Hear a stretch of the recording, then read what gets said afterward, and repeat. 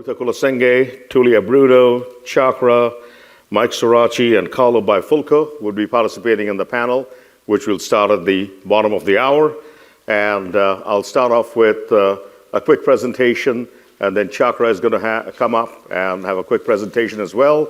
And then Arutha Kulasinghe, who's been our collaborator from the University of Queensland, is going to be talking about some of the work that we have done together. So thank you very much for coming. Hopefully all of you got lunch from the back. There's still some lunch boxes out there from what I can see, a few water bottles if you need it. So we're going to get started here with the information about the posters that would be coming up at 5 o'clock today.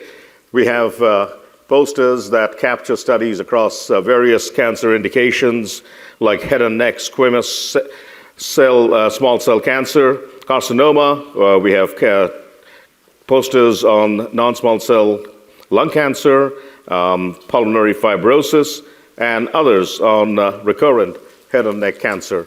So exciting posters. Please come and visit us at 5 p.m. at the poster session. And tomorrow, there will be a deep dive at our booth between 3 and 4. Filippo Polaro and Brian Falkenstein would be participating in that. And this has always been a key attraction in terms of digging deeper into what does it all mean, into the analytics behind SpaceIQ, the spatial biology that we do, and what does it really mean in terms of the mechanism of action. So you'll get a flavor of it today, but tomorrow you can take a very deep dive with two of our stalwarts. So I'm going to talk very briefly about what we have been doing at PredxBio and how it actually takes multi-omics data to predict response and guide therapy. I don't need to tell this audience that tumor microenvironment is extremely complex. Lots of different kinds of cells, immune cells, stromal cells, T cells, B cells. And what we have generally found in the last 30 years is that if you take a simplistic view of just looking at a few mutations or even doing NGS, that doesn't capture the cell-cell interactions. It doesn't capture how the cancer really moves forward, and it doesn't really capture the mechanism of action in any meaningful way. So for the last few years, a lot of us have taken a different approach, which is using spatial biology to capture some of these, and very happy to see that now on the cover of the Nature journal the last year, we had three issues that carried spatial biology in their cover. And why is this important? Because still, if you look at the statistics in cancer and pharma, 90% of the clinical trials fail. This number has not changed over the last 20 or so years.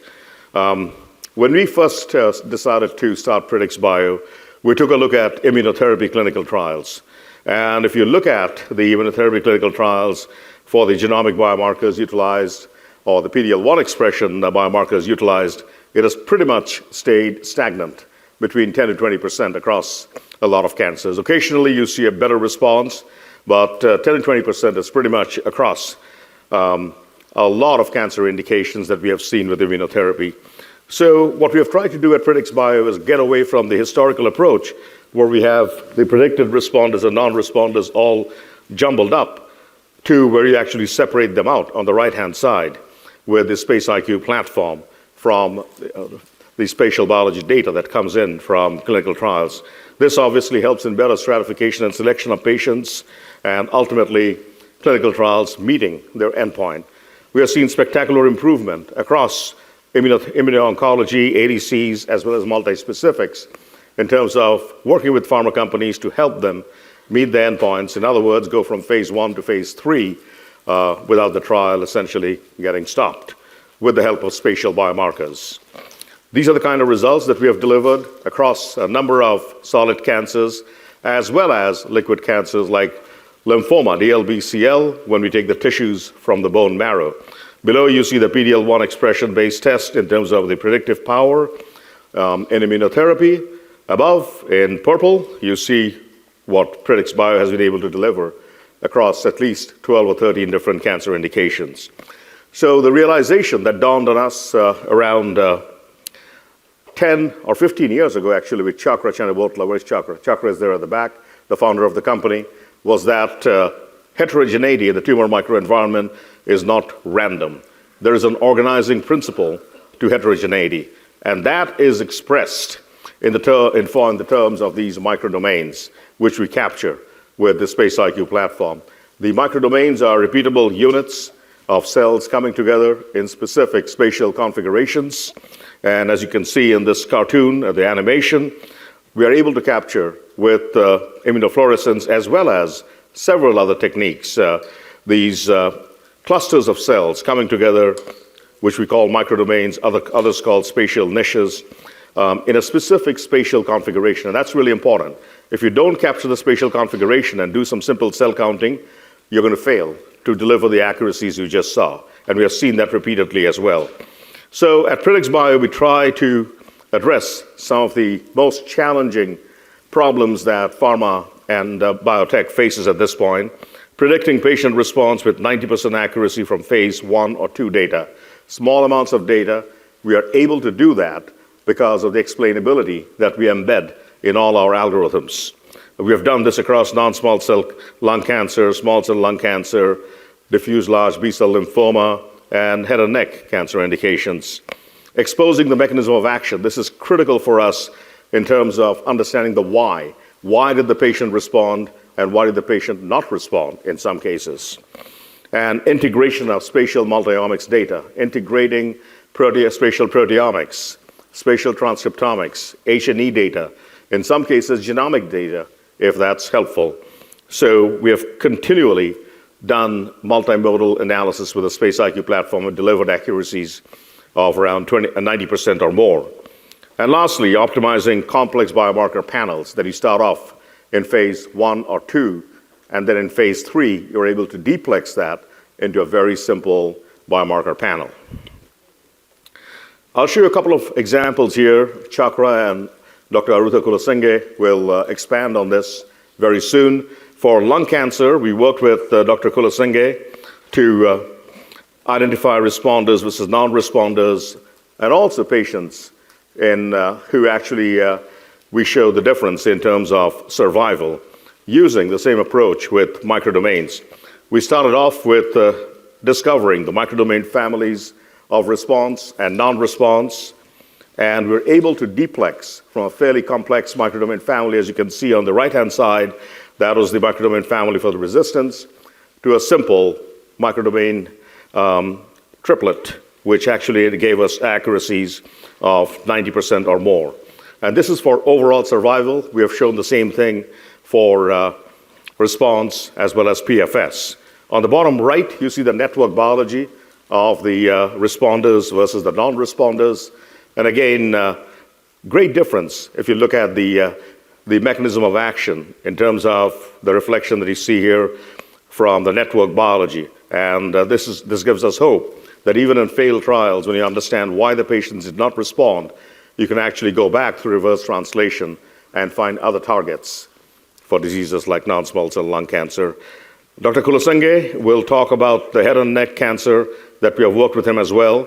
Again, from the microdomains that we were able to come up with for head and neck cancer, we were able to demonstrate that we could deplex it into a simple panel and still deliver accuracies of 0.93.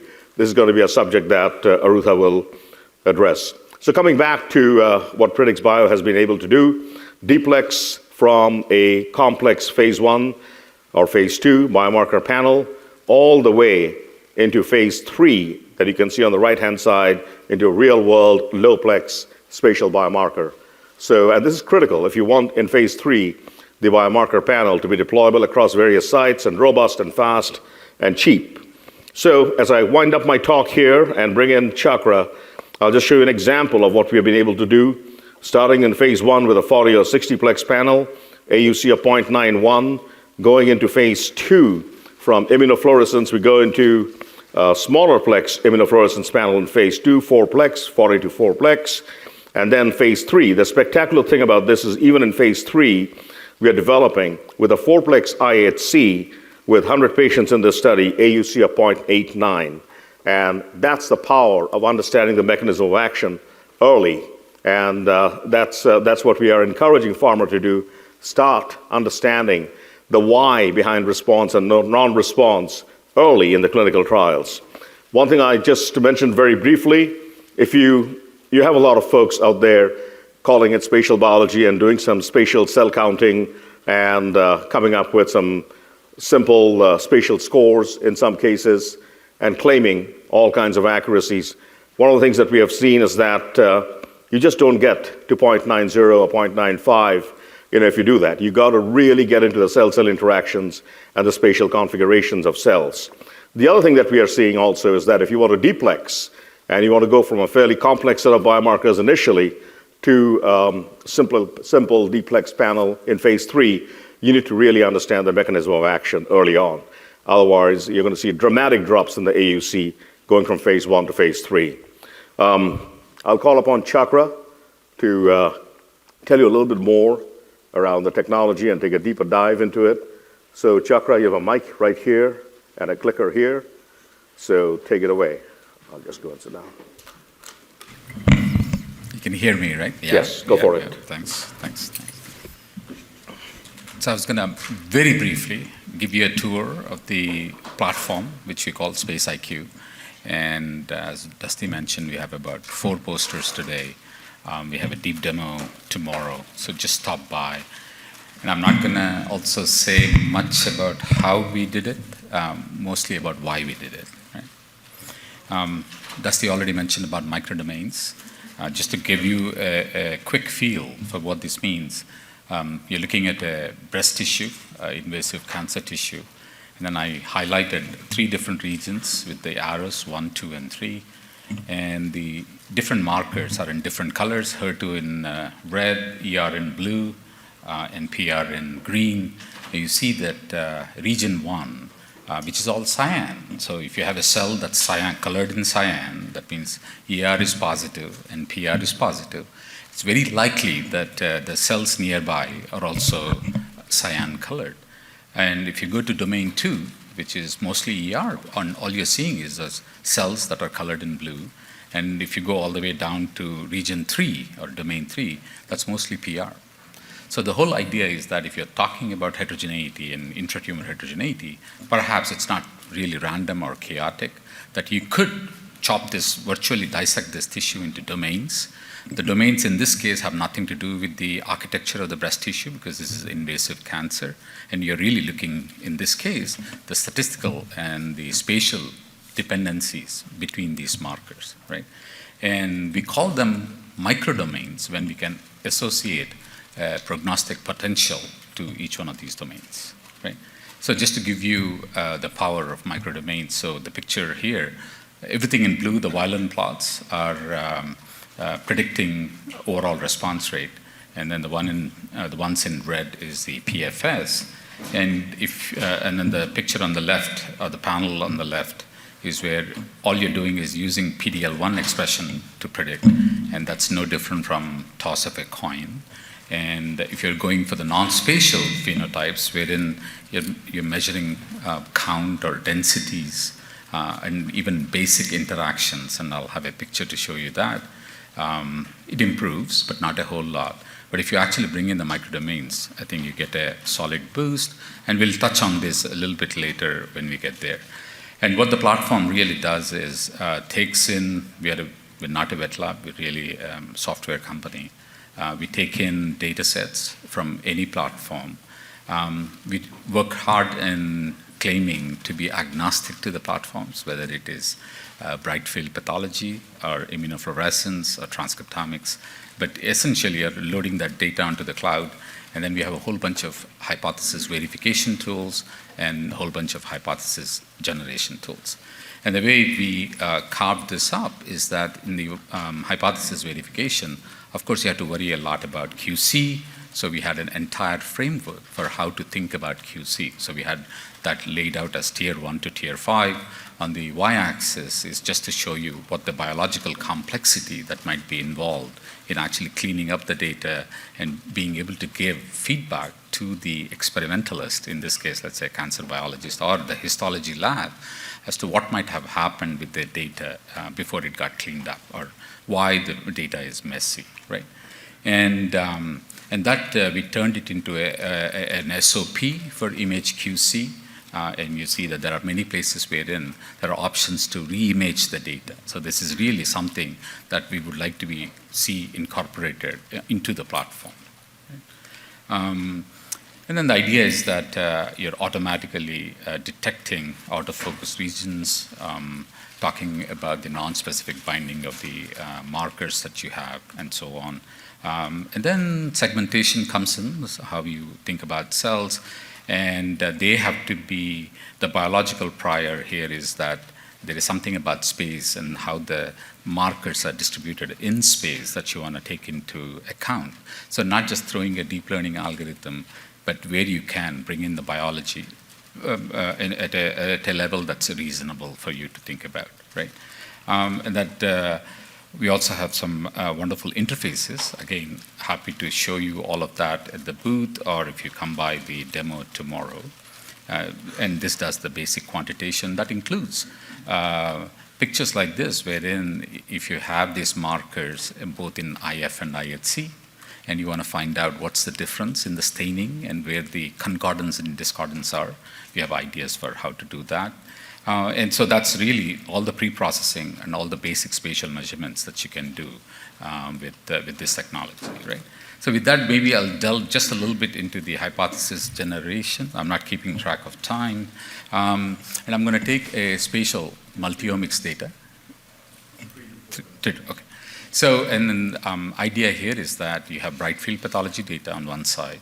You have single cell transcriptomics, let's say from Xenium. You have spot level, say Visium, and you have MIF. It just so happens that not all of them are coming from the same adjacent or consecutive tissue sections. Very often, you actually don't know how far these sections are, right?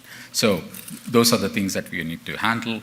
And since you have a pathologist that very keen to look through this data set, you want to have the H&E data as the focus, and then bring all the other data sets into concordance so that you can discover things. So one of the things we had to do, despite the differences in the tissue sections and the depth, we created a virtual H&E and use the virtual H&E to drive this entire analysis piece. So from the spatial proteomics data, generate the virtual H&E, let the virtual H&E talk to the real H&E that may have come from the single cell Xenium data, and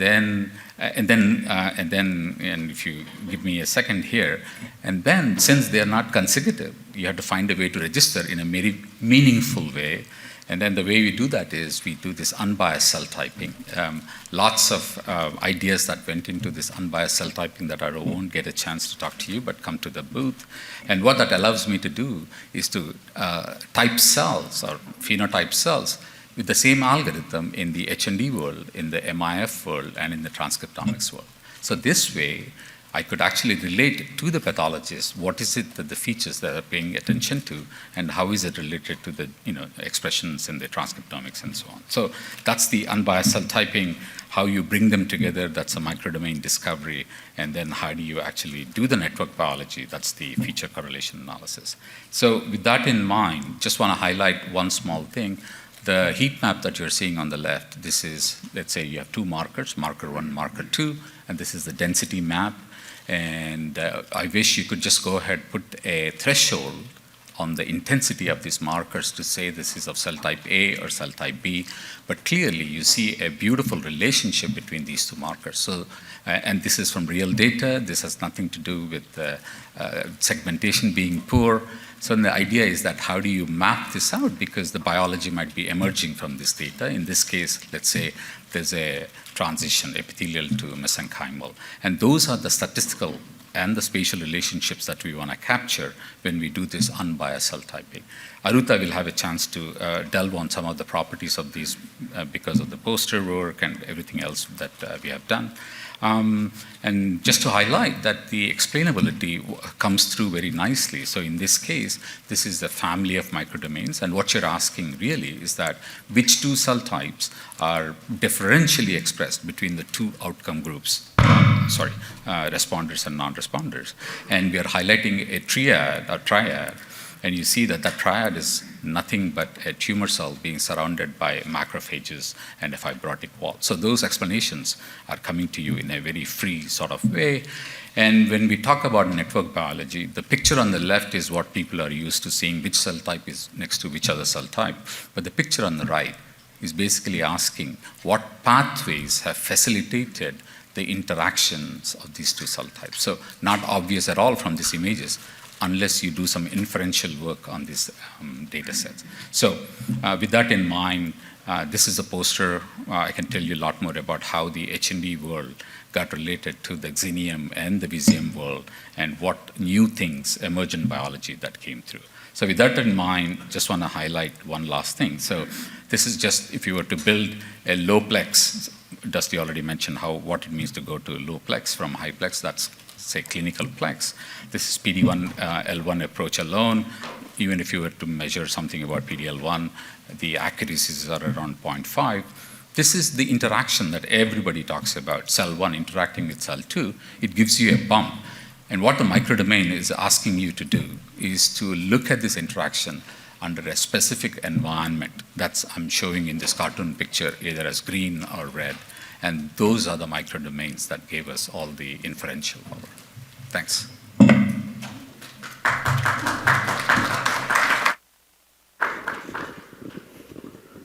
All right, so now we have Dr. Arutha Kulasinghe, and he's been a collaborator for us from the University of Queensland now for a while. Really proud of the work that we have done together. Dr. Kulasinghe, Arutha.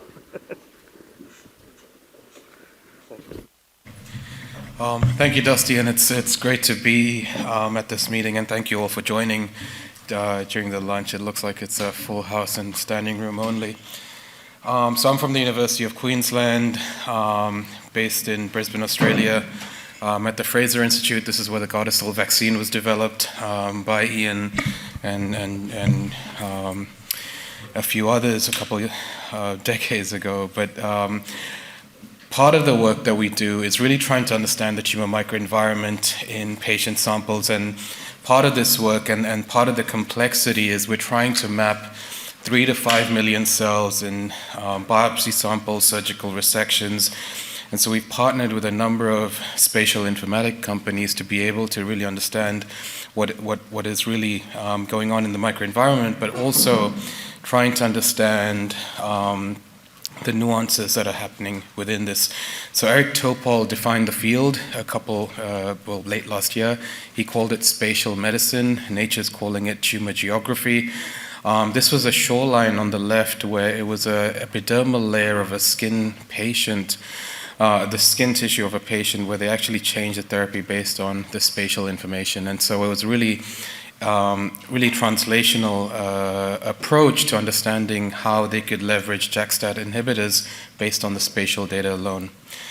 And so I don't need to tell this audience why checkpoint therapies are important, but what we try to do is map the entire tissue architecture and understand both at the transcriptome level and the proteomic level the changes that are happening between responders and non-responders and sort of long-term OS type endpoints.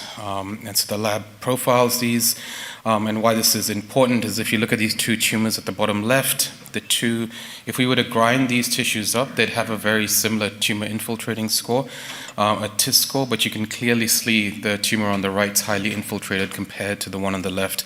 And so getting the visual information simultaneously with the molecular data is critical. And so these are some of the studies that are ongoing in the lab in head and neck, lung, breast, colorectal, and we're doing a number of studies looking at the impact of multiple pandemics over a course of about 100 years. And both retrospective and prospective clinical trials. And so working with PredxBio was one of the really exciting parts of this journey, where we were starting to look at in lung cancer, we were looking at patients, responders and non-responders, the second-line IO in this cohort. And Dusty and Chakra have spoken about how they do this cell typing, this sort of recursive tree-based approach to identify the individual microdomains within the tumor microenvironment. And so you can start to plot out these cell types directly on the tissue. And so we're asking a very simple question. how do the tissues differ between responders and non-responders to IO therapy. This is just a cell typed image, and so you can see the compositional differences across this. The challenge with this type of data is that we logically want to look at nearest neighbors, but in the associated data, there might actually be cells that are quite distant that you're not otherwise capturing. And so you sort of need a number of different ways to really break up the microenvironment and compare them. And so working across the microdomains that Chakra spoke about earlier, this is now looking at the types of microdomains that are more frequently found in the responders in the blue versus those that are more frequently found in the responders in the red, versus those that are more frequently found in the non-responders in the blue. And the thickness of the lines shows the strength of that association. And so we used a panel of about 70 different biomarkers and to profile the microenvironment, and these are some of the combinations that were differentially expressed between the responders and non-responders, but also defined your microdomains. And so from this lung cancer study, we identified 3 different microdomains, microdomain 1, 2, and 3, and so you can see how these are composed based on the markers which are potentially up or down in each of those individual components, and those that are more frequently associated in non-responders are in the purple, and those that are more frequently found in responders are in the red. And so what we found when we contrasted this was microdomains 1 and 3 were more predictive of benefit of resistance to IO therapy in this, and so we could start to see that population. And then as a sanity check, we could start to look at a core-based comparison. These are tissue microarrays, and so you can start to see there are less numbers of these microdomains in your responders versus your non-responders, which is really reassuring. And so we can ask the reverse question as well: what are the microdomains more present in the patients that are resistant to therapy? And you can start to see that the differences in those tissues and the frequency of those microdomains in the responders versus the non-responders. Trying to get the biological sort of inferences here is sort of the next challenge, and trying to understand, based on that multiplex data, what this means is sort of our next step in this study. And so we can take that 44-plex that we use to annotate these tissues and derive these microdomains that are actually predictive of your clinical endpoints, and in this instance, the microdomains 1, 2, and 3, and you can start to see the performance of these over in the prediction. And so another question we were really interested in asking was, how do these vary over different stages of lung cancer? This is in non-small cell lung cancer, and you can see the contribution of microdomain 1, 2, and 3 across stage 1, 2, and 3, 4 here, and how they potentially can be dialed in. And I guess, identifying these microdomains earlier, especially in the responders and potentially non-responders too, becomes quite valuable. And so depending on when you get those biopsy samples, this can become really useful information. And then on the right, you can see that split across the microdomain predictivity and the non-spatial data as well. And so we work across multiple different tumor types. This is now in head and neck cancer. The motivation around this is trying to understand the role of HPV in head and neck cancer, and also the role in recurrence and non-recurrence to advanced stage head and neck cancer. So cervical cancer is actually on the decline because of the Gardasil vaccine, but head and neck cancers, especially tonsillar cancers, are on the increase. And so we use that same recursive cell typing that they spoke about earlier. And so this is, again, just contrasting where we have biopsies from patients that had recurrence versus those patients that didn't have recurrence. And so you can start to see these individually mapped at a cell type based level. And then we can look at known markers and just as a sanity check to see how that splits across these TMA cores here in patients that had recurrences versus non-recurrence. Again, it's measuring this of the primary tissue. And so now we can identify the different cell-cell interactions that are present in the microdomains here. And again, those that are found in the red are more frequently found in patients that have recurrences versus those that are found in blue here are more frequently found in the patients that had non-recurrence. And the strength of those lines shows the strength of the association between the two. And so you can start to see how you leverage, in this instance, 68 markers, but identify different potential microdomains within that. And so in the study, we identified a number of microdomains, but we sort of narrowed it down to 3, microdomain 1, 2, and 3 here. And so you can start to see the markers that make up those microdomains and the directionality of increase or decrease in expression of those markers across them, and then the association of them in recurrence or non-recurrence, with red being those that are more frequently found in the patients with recurrence, versus those that are in the blue in the non-recurrent group.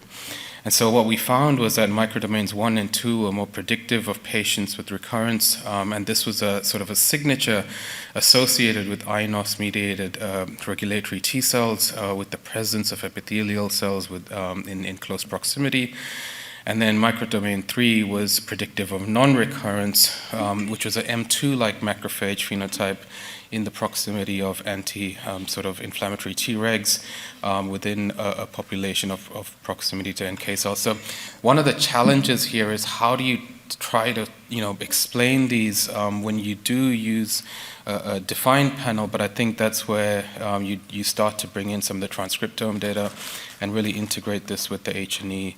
And so using that 67-plex, we're able to now deplex based on those 3 different microdomains to identify, you sort of do your discovery work with these higher plex panels, but then you can identify the microdomains that are actually 3 or 4 markers that are actually now defining your recurrent or non-recurrence phenotypes. And so this is ongoing work that we're doing now with PredxBio to really understand markers involved with both primary and recurrent disease. And so then you can start to compare this in stage 1 versus 3, 4, same sort of analysis again. And the beauty of this is now you can start to see all 3 microdomains play a role in earlier stage disease.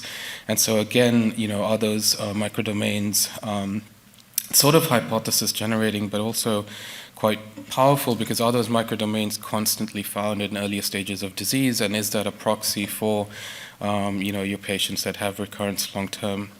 And with that, I'd hand over to Dusty. Thank you. Thank you. That was a great presentation. We're going to start the panel now. So the panelists, please walk up. I understand that Tullia Bruno from UPMC is on her way. So leave a chair at the very end, perhaps for Tullia.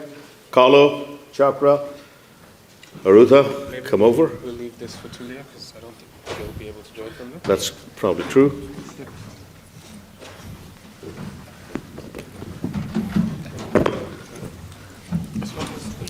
Thank you very much.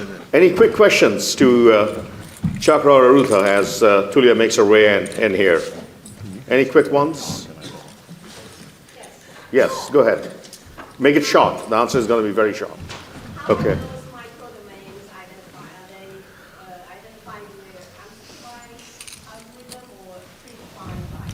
No, pretty much undefined. And they begin with asking questions about intratumor heterogeneity, and that leads to these microdomains. So you could start with outcome agnostic interpretation and then tie it up to whatever outcome data you have. Hi, my question's for Arutha. Very nice Just presentation. Introduce yourself. Oh, and so... Please introduce yourself. Oh, introduce myself. So I'm Angela Japanaya, so I work at Sanofi. Come in, Berard. And so my question is for you, Arutha. So you started with the plex panels, right? The 47, and as I understand it, or the 44 or the 67.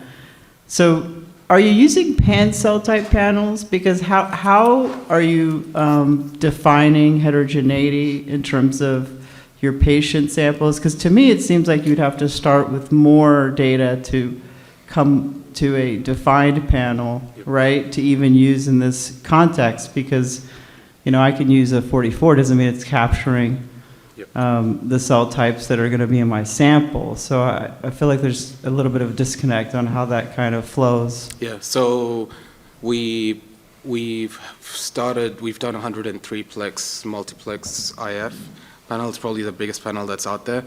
The challenge is you're not going to run 103 protein markers on every slide because of the cost. It becomes prohibitive. So what is that minimal panel needed to define cell types?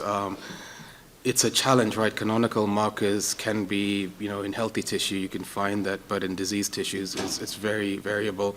We combine the proteomic data with the transcriptomic data, so we do whole transcriptome, single cell, and subcellular. That makes sense. Yeah, now, so we combine the two. The challenge, though, is the way we've approached the protein content has been to approach it from an angle of what are the hallmarks of cancer, and can we build a screenable panel around that. And so we run a routine 68-plex. I don't think any other labs around the world run anything a lot higher than that. It becomes cost prohibitive. A single antibody with barcodes is about $2,000. And so the maths adds up pretty quickly when you start to scale these. So ideally we want to run hundreds of markers, but at the protein level, you sort of need to start off with a number and then figure out what that minimal signature is, and then potentially to understand more of the mechanism, bring in the transcriptome data and overlay that. Makes sense. We'll have to carry the discussion on. We're going to start the panel here. Is Tullia Bruno coming, Medad? Or? No, she said so why don't you sit down here? Take her place. Yeah. Come over, represent her. You've been okay, excellent. Let's go ahead and start the panel. I'm glad that Medad from UPMC can join us. And she works in Tullia Bruno's lab. And I'm sure we'll get some great insights from you on the TLSs, Medad, from you. So let's get going here. Let's start the introductions. Make it very brief. I think, Arutha, everyone knows who you are. Just talk a little bit along with your introduction in terms of how we are using spatial biology across your institution and also the Center for Excellence that you have in spatial biology at this point in Queensland. Go ahead. So I think we approach it at sort of two-pronged. We try to do the transcriptome, overlay the same slide H&E, high-plex proteomics, same slide H&E, and at some level try to, it's mostly discovery in nature, but we sort of hope at some point it does feed into the translational studies. The way we're getting around sort of the number challenge is by screening on tissue arrays at scale, and I think that's a useful way until the costs come down. The more interesting biology is really in the whole slides, and I think it is a balancing act between running those two. So yeah, we run large cohort retrospective, prospective studies, skin, lung, head and neck, breast, ovarian, and a whole bunch of pandemic studies. Mike, same question. Introduce yourself and... Yeah. So my name is Mike Surace. I work at AstraZeneca in translational medicine oncology, where I wear 3 hats. One is the lead for developing our spatial biology approach to a deployable biomarker. Now that's really challenging for a lot of reasons that have been alluded to already, including the fact that we don't have common spatial signatures that are associated with response across like an entire indication or an entire modality, or even a single target with multiple approaches. So I'm focusing on getting spatial biomarkers into the clinic. My second hat is that I'm a translational medicine lead on a couple of T-cell engager programs, which is fantastic. It gives me insight into the challenges on the day-to-day basis. And the third is trying to find the right way to leverage AI. I think there are a number of different ways that we can do that at different levels, including the panel design, image analysis, data analysis in spatial, but more broadly across translational medicine. Those are my concerns. Great. Go ahead, Carlo. Yeah, Carlo Bifulco, CMO of Province Genomics. So my focus is both on the genomics side, spatial biology side. We were early adopters of the technology. Actually, I think Bernie Fox, who is in the room, ran the very first assay of multiplex IF as a prognostic marker in head and neck squamous cell carcinomas, early days. And we do also a lot of work in AI, spatial biology, applying AI to spatial biology, but also applying AI to routine H&Es, and we scale those to populations. In collaboration mostly with Microsoft Research. And Medad, talk a little bit about the work that you've been involved with Tullia and TLS. You may have to go forward. Thank you, Rusty. Hi, everyone. My name is Medad. I work with Tullia Bruno. I was supposed to be here today. So I'm a postdoc there, and one of the things that we do in the lab is we use spatial biology to basically identify biomarkers that are indicative of functional TLSs, tertiary lymphostructures, and we do this in clinical patients, and then we try to go back to mouse models to try to see how we can use those biomarkers to induce functional TLSs and basically try to find therapeutic targets for studying tertiary lymphostructures. Terrific. So Chakra and I are from PredxBio. Chakra is the founder of PredxBio. I'm the CEO. We have been at it for a few years now. And again, glad to see such a huge turnout here with what we are doing at SITC. So, today a number of us talked about the challenges of taking spatial biomarkers from discovery to a clinic. How do you deplex? How do you get to a clinic ultimately with something that's pragmatic? AstraZeneca actually had a publication a year ago that laid this whole thing out in a very compelling way. So maybe we start with Mike Surace in terms of actually being able to execute on this and where pharma is in deploying or in the path to deploying spatial biomarkers in phase 3 clinical trials. Right. So I think the short answer is that we're limited by a lot of different challenges. Most Can you of them bring the mic a little closer or can lean a little bit forward? So the short answer it makes a lot of difference. is that we are limited by a lot of different challenges in pharma, right? Most of them are not interesting biological or technological challenges. Most of them are the challenges around actually being able to justify the cost and the timeline of deploying a spatial biomarker on a phase 3. So this is not meant to be bad news, right? This is just identifying the things that we have to get around in order to actually have patient impact, right? All of this is very, very interesting, but if we're not deploying it and making decisions for patients about what type of therapy they're going to be getting, if we can't incentivize the various parties that need to be incentivized, then really the impact is that of interesting science. So the key rate limiters right now, as I see them, are the first is that we don't have a common language around describing a spatial signature. So you'll talk to different research groups and you'll talk to different companies and you'll find different ways of characterizing the spatial signature as an embedding or as an arrangement of cells or as something language-based or graphical or as a Boolean binary model as opposed to a proportional model, a risk hazard model. So I think that number one, it's very difficult to tell if you're in charge of making decisions about what your spatial biomarker is going to be for a phase 3 clinical trial. It's very easy to get confused about which is the best approach in your context. So I think standardization around language, wow, there we go, okay. I think standardization around language is one of the key challenges for us. Mm-hmm. So speaking apples to apples, being able to compare spatial signatures to each other. I think the second one is speed of delivery, and that's one of the reasons why, we tend to underestimate and I heard this quote, I think it was actually at the Symposium at UPMC a few days ago. We tend to underestimate the impact in the long term of a novel technology, whereas we overestimate it in the short term. So a new approach comes along, we think it's going to change everything, and it changes very little, right? We get incremental improvement in the near term, but then when we look back after 10 years, we find that the impact has actually been much greater than we would have expected. So the reason that I refer to that is that when I look at the companies that are building spatial signatures that have the potential to be deployable, one of the key problems in the past has been that we would deliver it, it would work, but it would be too late, right? So we'd already made decisions because of the life cycle of the drug, because of patent expiration and things of that nature. So we'd made the decision, we'd launched the drug, and it was being given to patients based on the very simple biomarker, the abundance of the TAA, or even something a little bit more sophisticated like what we've done with HER2 and QCS, that doesn't begin to really plumb the depths of what we can do with spatial biology today.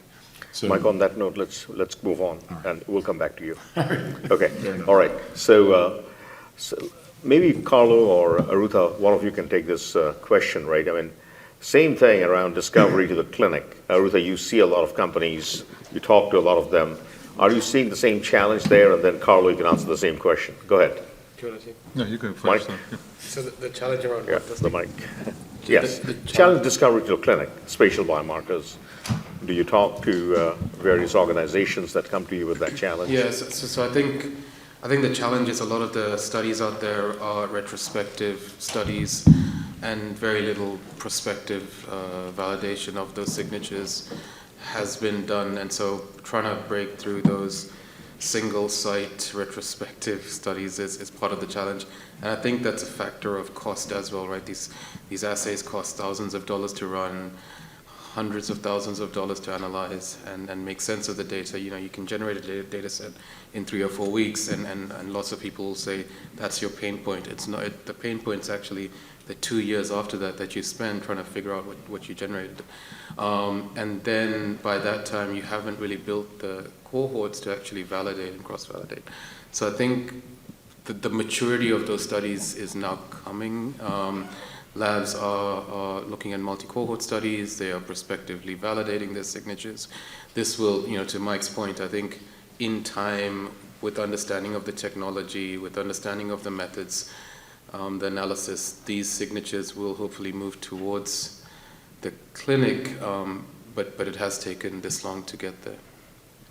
Carlo? Yeah, so I agree with everything you heard from my colleagues. The observation I have that there are the 2 additional pathways that I feel are important for this. One has to do with virtual stains. So you can then take multiplex IF, map it on the H&Es, and then scale it to populations of patients. And I think you can get insights from that scaling up. Of course, it's not one-to-one correspondence, but then you can get patterns which give you biological information and give you validity also to, across very large cohorts of populations of patients. The other observations I have is that I feel that multiplex IF needs to get into the clinic to become very robust. I think there's a need for very strong, validated workflows, which comes naturally by the adoption into the clinical kind of space. And I just want to mention that we're also working on just integrating multiplex IF into conventional pathology workflows. And I do think that will benefit everything upstream that you were talking about before, because once you reach you pass that bridge, you're in a position actually to bring all the things that you heard before from my colleagues into the clinical space in a faster and more efficient way. Chakra, we hear a lot about foundational models, and we all know foundational models have their place. In fact, in this panel, Carlo has been working on that, being a pioneer. So maybe talk a little bit about your perception of what's going on in the space, any limitations you see, and then pass it on to Carlo.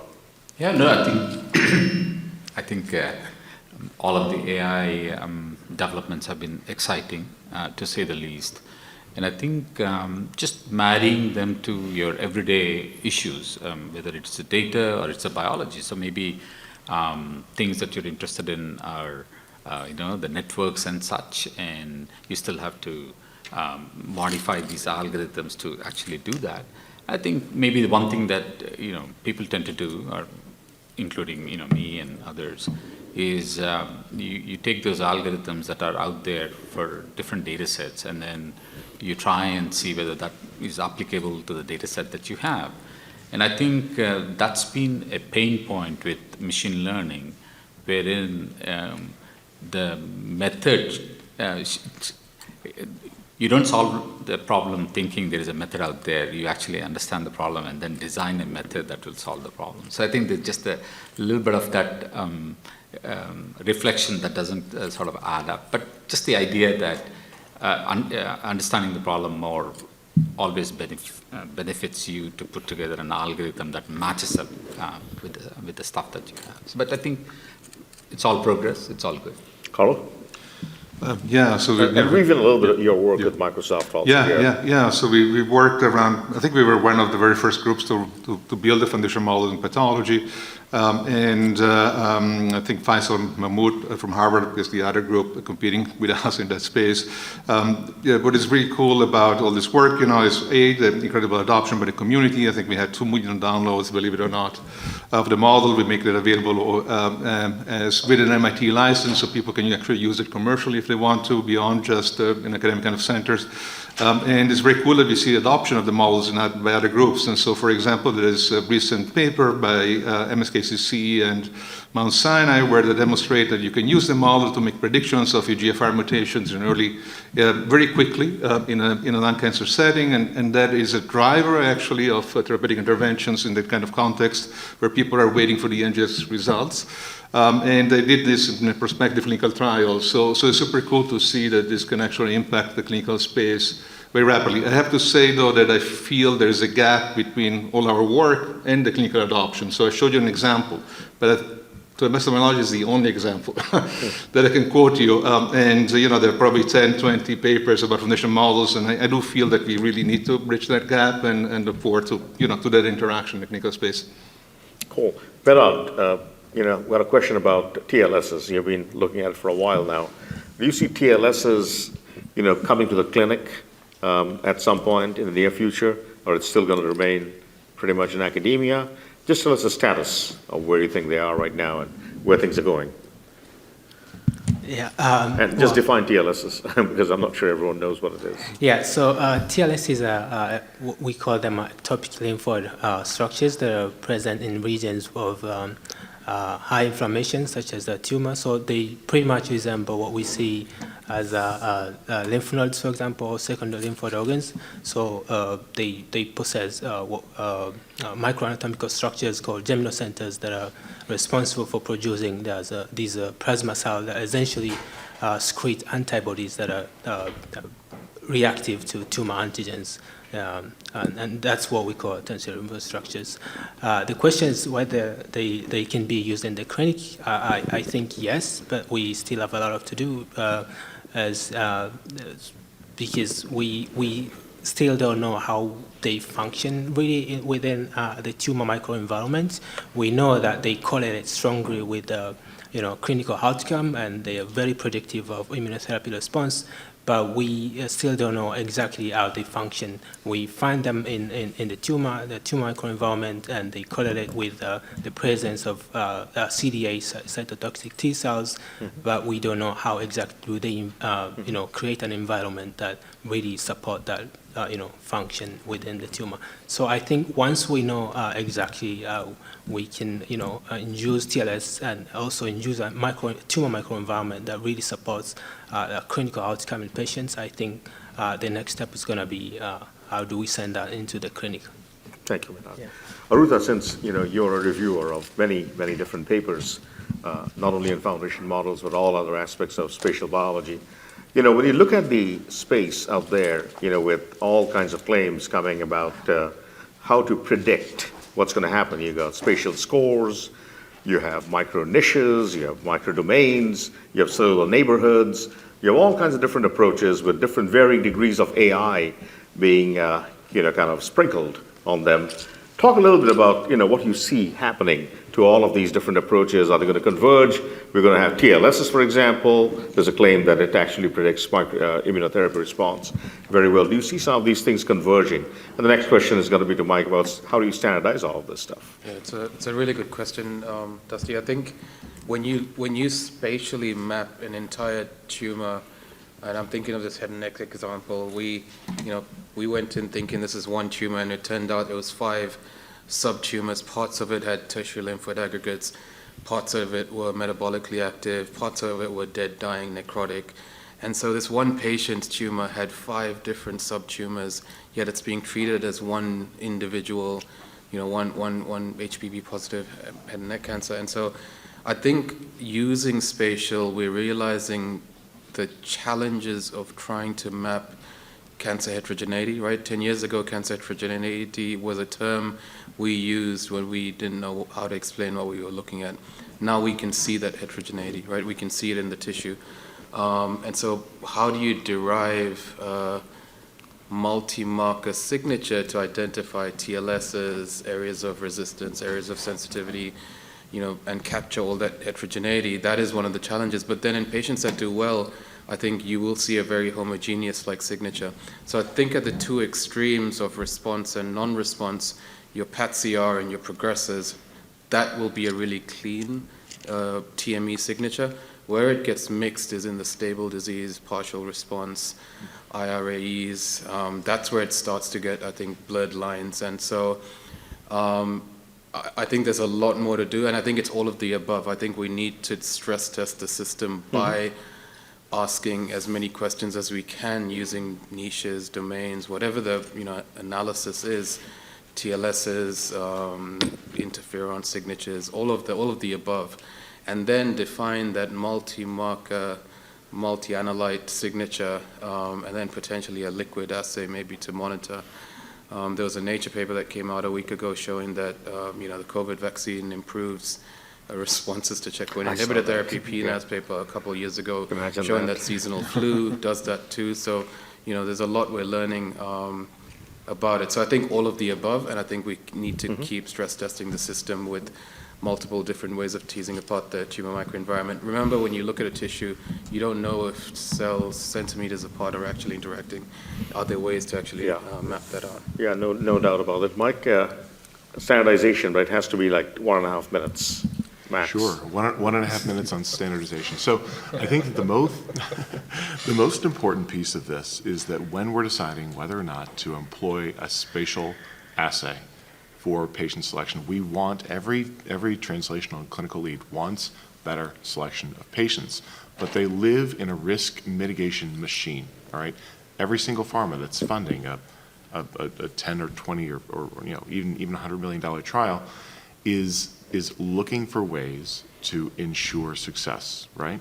So when we look at the data that support spatial biomarker for patient selection, the data not only have to be ironclad, but the way that we deploy the assay has to be extremely standard. It has to be as good, as reproducible as the thing that it's attempting to replace, which is this Boolean IHC, where you have positive and negative cells. And you have this pathologist read, which is imperfect, but there's a history behind it. People trust it, right? So it has to be, the actual technology supporting the assay has to be bulletproof. The analysis has to be completely transparent and interpretable by a clinician and by a pathologist, because they are responsible for making the right decision for their patients. So the tool that we deliver has to be turnkey, and it is not going to be the best version of spatial, right? It's not going to be these exquisite assays with all these shades of gray. It does have to be reduced down to brass tacks at every stage of the detection, analysis, and reporting. And that's really where the challenge is, right? It's deciding what not to do. Mike. Yeah. So last 30 seconds or so. Arutha, let's start with Carlo first. Where is it all going? 30 seconds. Okay. I have to be super transparent with you. I believe that AI is going to be a huge deal. It is. I don't think we can underestimate the impact of this, and it's going to be transformational across everything in medicine. So I think it's going to go to a very good place, but with a very bumpy road. But spatial biology is well positioned to take advantage of this big wave which is coming across medicine. Totally. Thank you. Arutha, last comments? I think it's going to help us inform on why patients do well and why patients don't do well. And I think that's going to accelerate over the next couple of years. Chakra, any last comments? 10 seconds. Go ahead. AI won't replace pathologists. Okay, good. Medad, any final comments? Yeah, I think AI is also going to help us, study more precisely the functions of TLSs and what TLSs are, functional in patients and which ones are not functional. I think to end, my 20-second comment, the easy stuff pathologists can do. You don't need AI. You need AI when you're distinguishing in the nuances, partial response, somewhere things that are fuzzy. That's where I think AI ultimately will play a very pivotal role and hopefully that's going to emerge in the next few years. So thank you very much, panel. Really appreciate it, and thank you for coming. And we'll again have it next year. Thank you.